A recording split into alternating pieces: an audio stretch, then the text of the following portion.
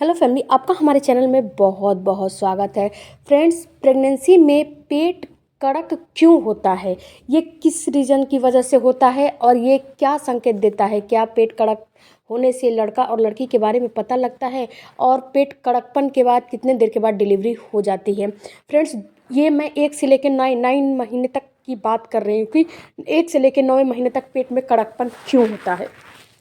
सबसे पहले बात करते हैं 1 से लेकर 3 महीने तक।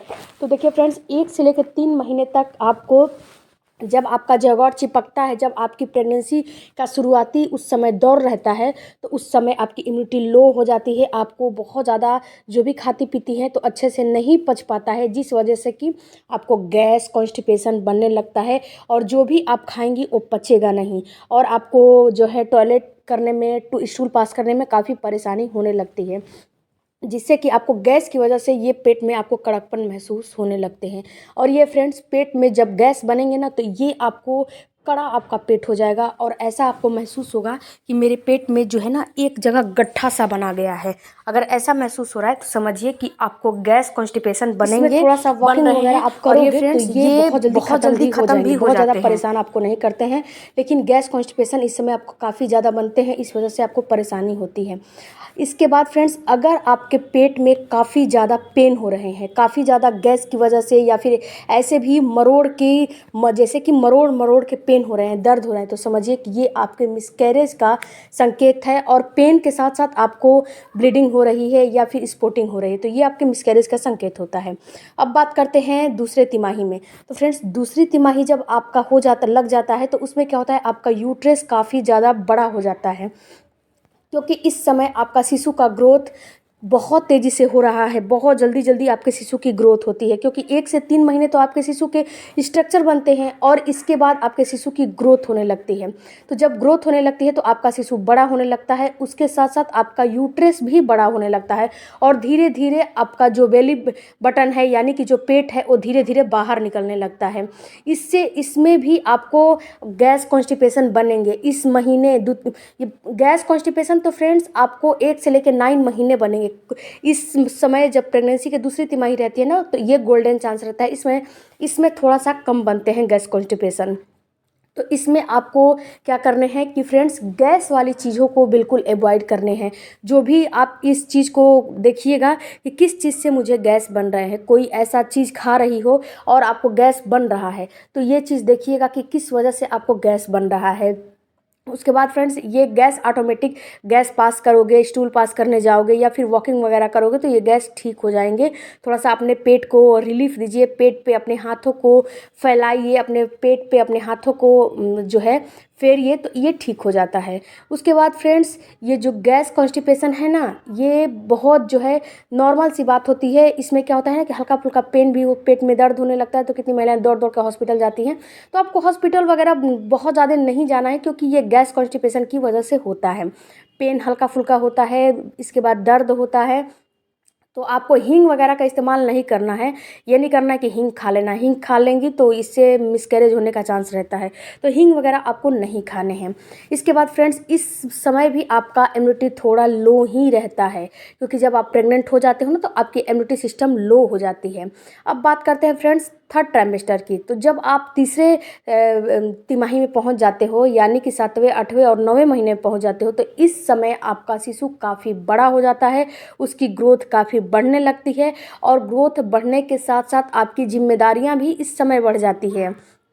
आपकी जिम्मेदारियां ये बढ़ जाती है कि देखिए, जब पेट में गैस बनेगा, कॉन्स्टिपेशन होंगे, तो आपका शिशु उस समय कम हलचल करेगा। तो इस चीज़ को आपको, आपकी जिम्मेदारी है कि आपको गिनना है कि आपका शिशु कितने टाइम पे हलचल कर रहा है।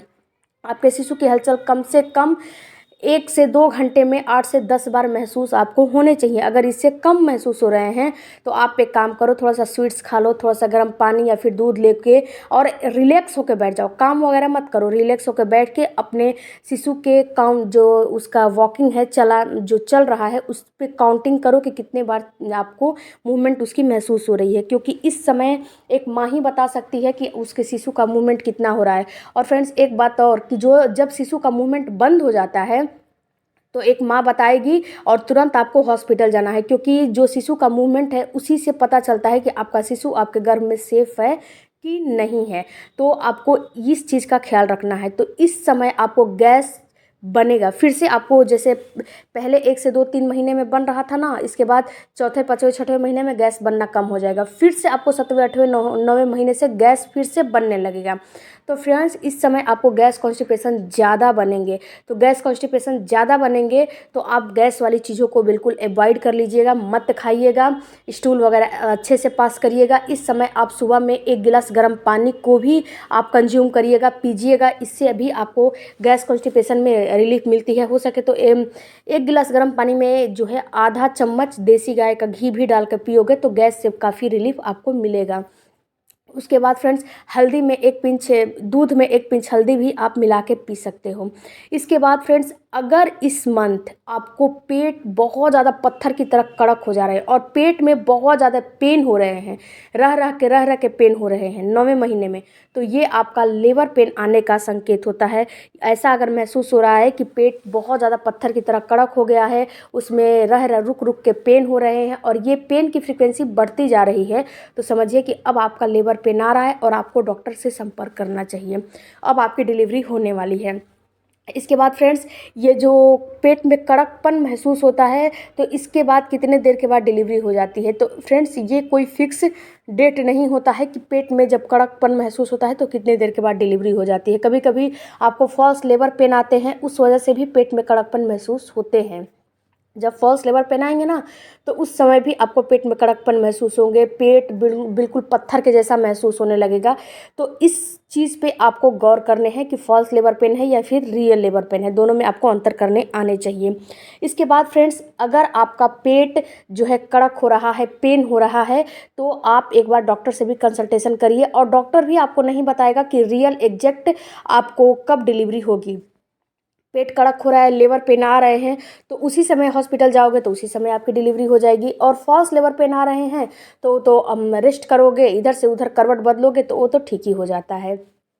तो इस चीज़ को आपको समझना होगा। वैसे तो कम से कम जब पेट कड़कपन बहुत ज़्यादा होने लगता है, वेजाइना पे बहुत ज़्यादा दबाव पड़ने लगता है, इसके बाद पेट में दर्द जब बहुत ज़्यादा होने लगता है, तो इससे 4 से 5 दिन के बाद या फिर 1 वीक के बाद आपकी डिलीवरी हो जाती है, हो जानी चाहिए। अब बात करते हैं फ्रेंड्स कि पेट कड़कपन से कैसे अंदाज़ा लगाए कि लड़का है या लड़की है। तो देखिए डियर, यहाँ पे एक बात मैं आपको बताऊँ कि जो पेट होता है ना, कभी कभार क्या होता है कि पेट गैस की वजह से कड़क हो जाता है। लेकिन अगर आपका पेट 1 से लेकर 9वें महीने तक हल्का फुल्का, जैसे कि आपको महसूस होता है कि नहीं ये पत्थर की तरह कड़क हो ही रहा है, ये कम नहीं हो रहा है 1 से लेकर 9वें महीने तक, तो ये लड़के होने के चांस रहते हैं इसमें ज़्यादा।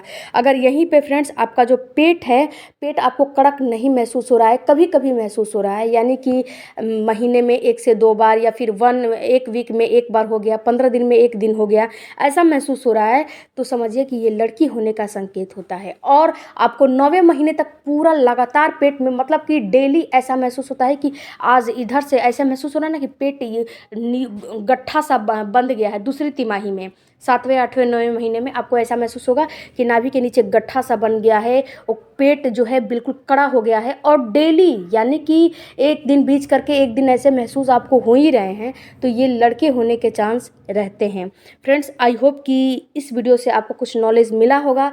और फ्रेंड्स, इसको कैसे रिलीफ किया जाए, तो इसको रिलीफ करने का एक ही केवल है कि आप लिक्विड का इस्तेमाल ज़्यादा से ज़्यादा करिए, ज़्यादा पानी पीजिए, ज़्यादा जो भी लिक्विड वाली सामान है, नींबू पानी लीजिए, अब तो गर्मियों का सीज़न आ गया, नारियल पानी लीजिए, नींबू पानी लीजिए, छाछ वगैरह लीजिए।